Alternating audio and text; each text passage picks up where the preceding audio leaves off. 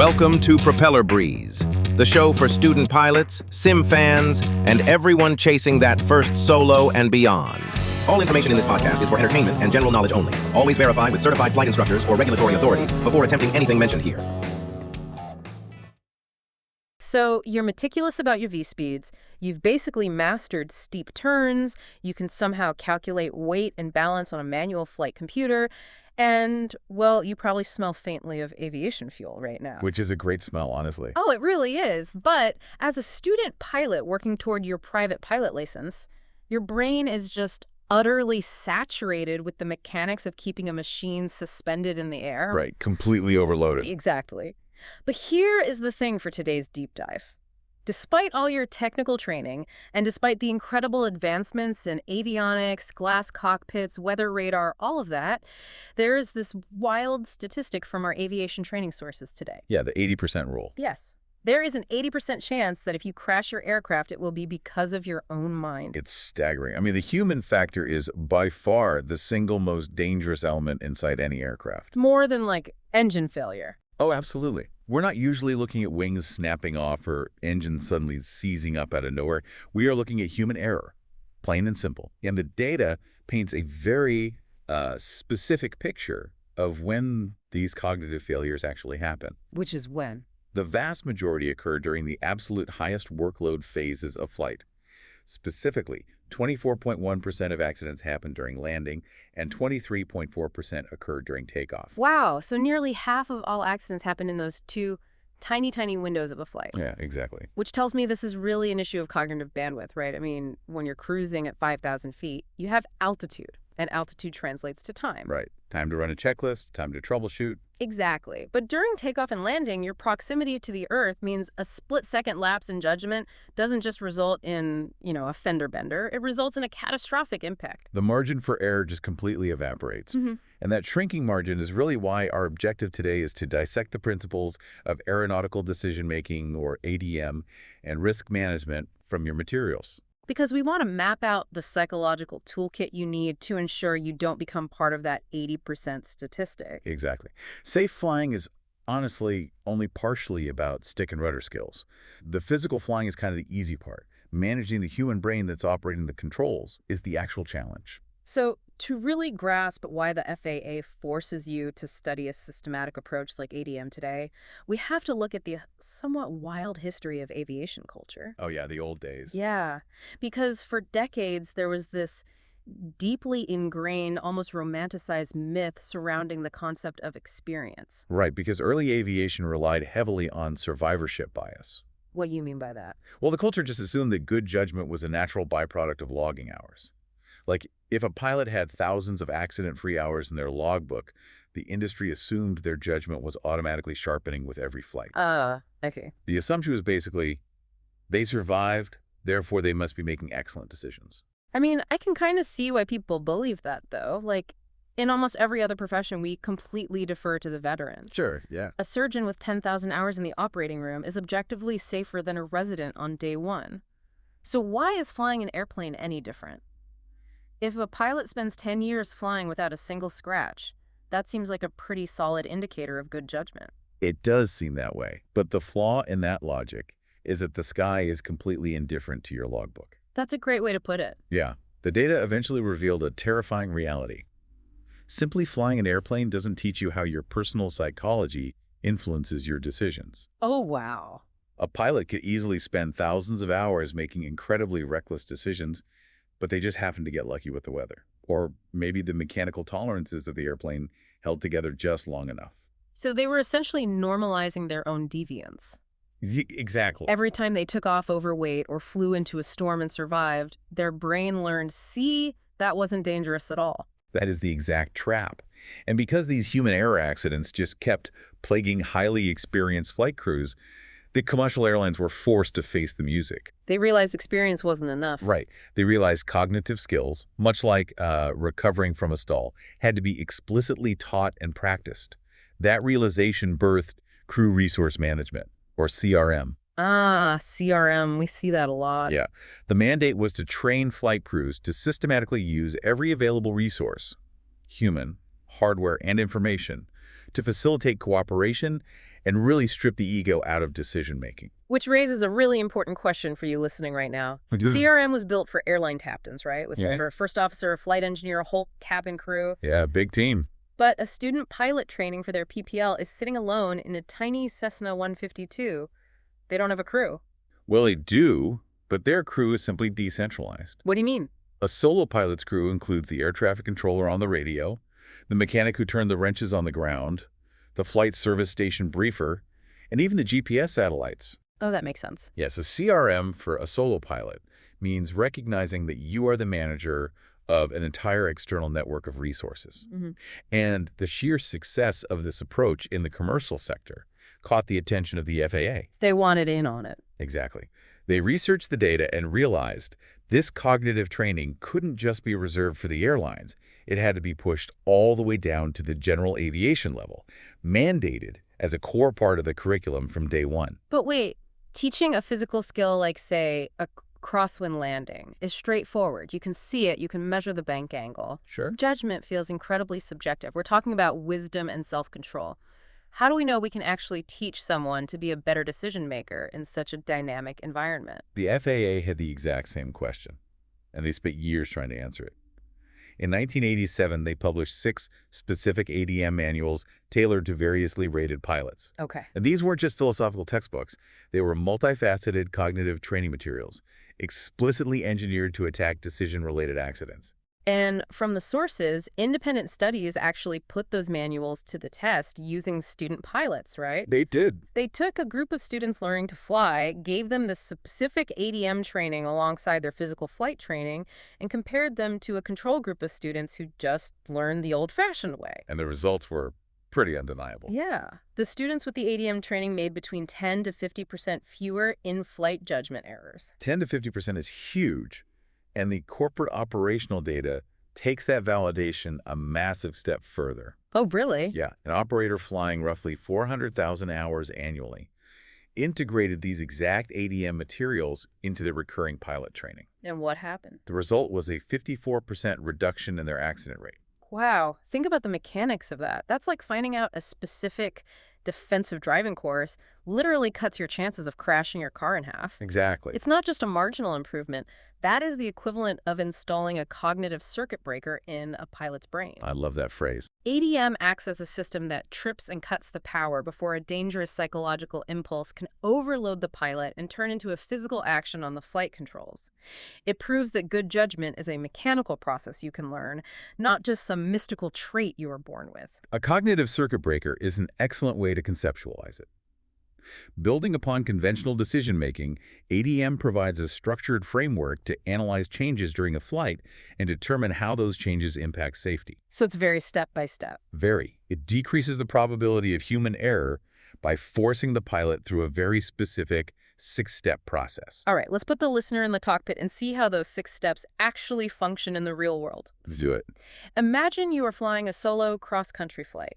You are an hour away from your destination, you have dinner plans waiting for you, but the weather ahead is starting to look much lower and darker than the forecast predicted. What is step 1? So step 1 is identifying personal attitudes hazardous to safe flight. In your scenario, the pilot might feel the urge to push through the weather because they really don't want to miss dinner.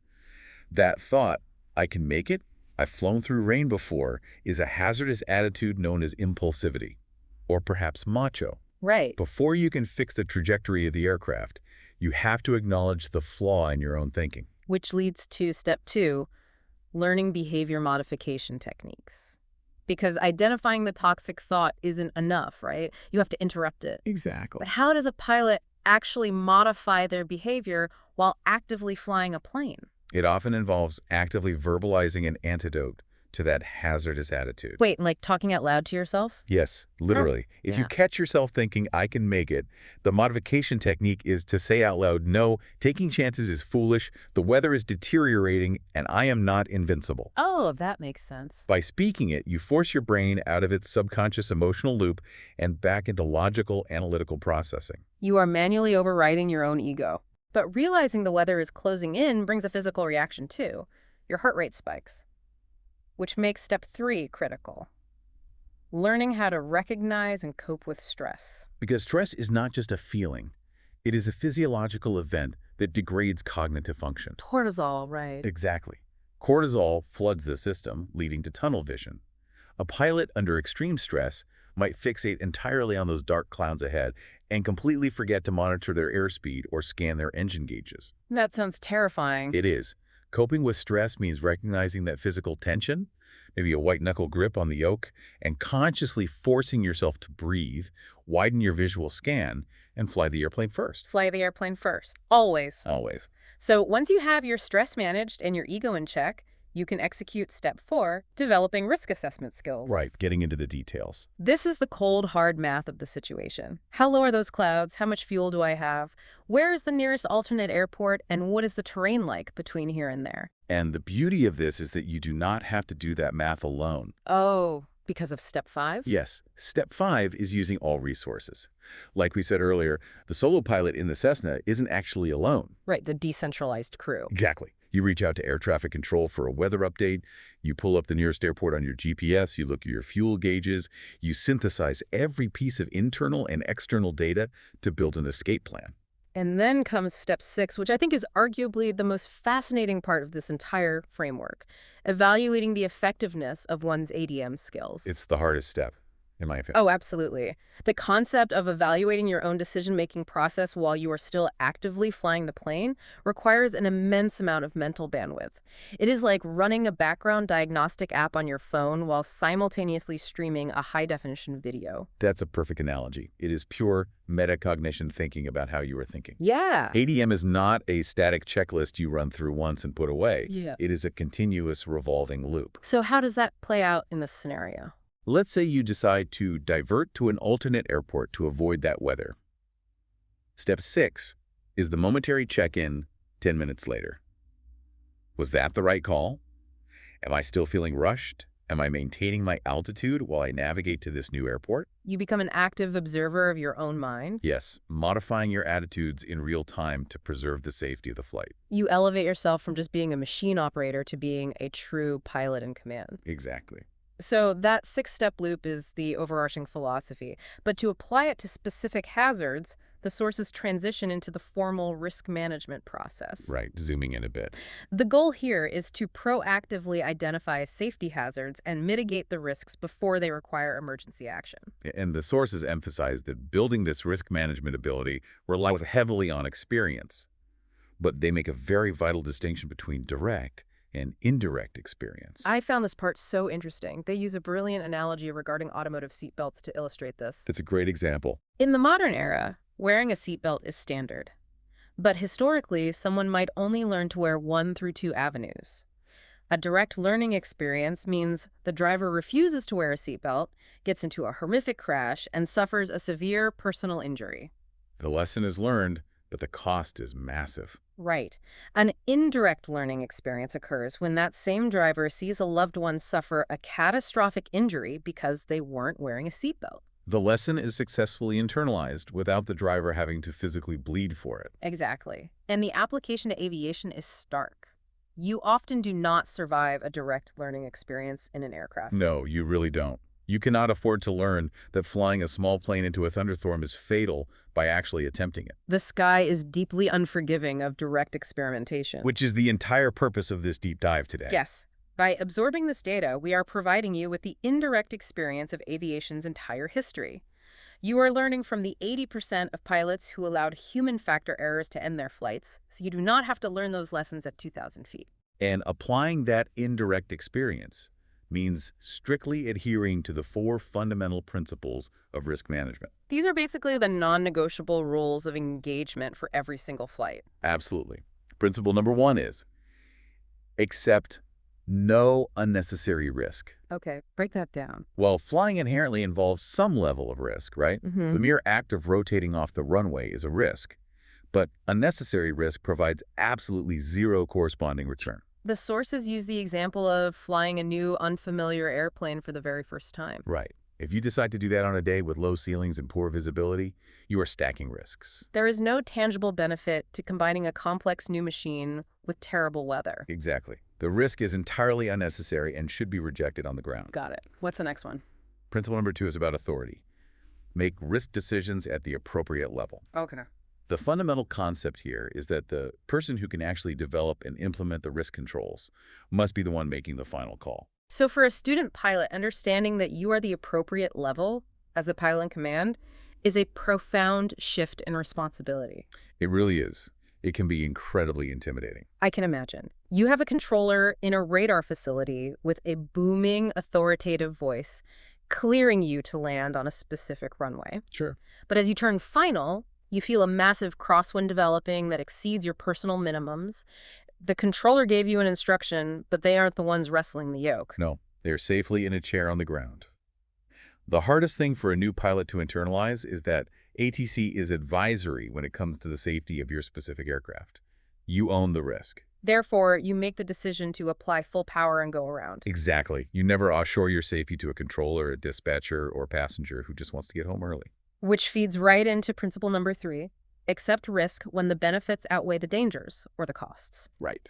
We know we have to accept some risk to fly at all, so how does the system define an acceptable risk? It is the exact inverse of our first example.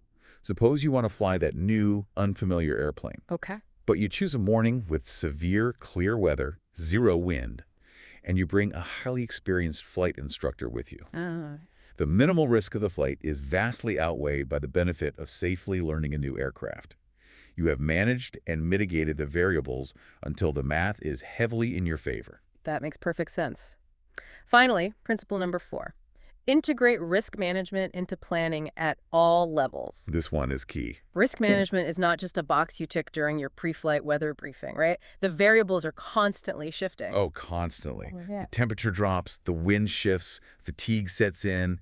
You have to integrate this math during taxi, during your run-up in cruise, and all the way through the landing flare. It is a continuous integration of changing data. Exactly. So we started this deep dive by acknowledging the sheer volume of technical knowledge you are absorbing as a student pilot. But the statistics do not lie. No, they don't. 80% of aviation accidents are caused by human factors, with a massive concentration in the razor-thin margins of takeoff and landing. A poor choice in your car results in a dented bumper. A poor choice in the flight deck, born from impulsivity or an unmanaged hazardous attitude, can be fatal. The overarching takeaway from these training materials is that the inherent risk of aviation is not a fixed absolute. Not at all. By systematically employing the 6 steps of aeronautical decision-making and strictly filtering your choices through the 4 principles of risk management, you actively dismantle those hazards. The 54% reduction in accident rates we talked about proves that this cognitive framework is a physical shield against catastrophe. You are learning to recognize your own toxic thoughts, verbalize the antidotes, manage your physiological stress, and weaponize indirect experience. You are building the mental infrastructure required to be a pilot in command. And that infrastructure raises a really fascinating, broader implication. It does. The FAA mandated this training to systematically conquer the 80% human error rate in aviation. We know definitively that good judgment can be mechanically taught and applied under extreme stress. So the question really becomes about scope. Exactly. As you master these 6 ADM steps to survive in the sky, consider the application on the ground. Well, I love this thought. What would happen if you applied this exact same cognitive circuit breaker to the high-stakes, stressful decisions in your daily life? Right. Like if you actively identified your hazardous attitudes, assessed the variables, and continuously evaluated your own decision-making loop during, say, a crisis at work or a conflict in your relationships. Would you see that same 50% drop in judgment errors in your everyday life? It's definitely something to think about. Metacognition isn't just for the flight deck. It's a tool for how you operate in the world. Keep running the math, keep checking your ego, and trust the framework. Until next time. That's it for this episode. Keep your wings level, your brain sharp, and catch you next time in the pattern. Thanks for riding with Propeller Breeze.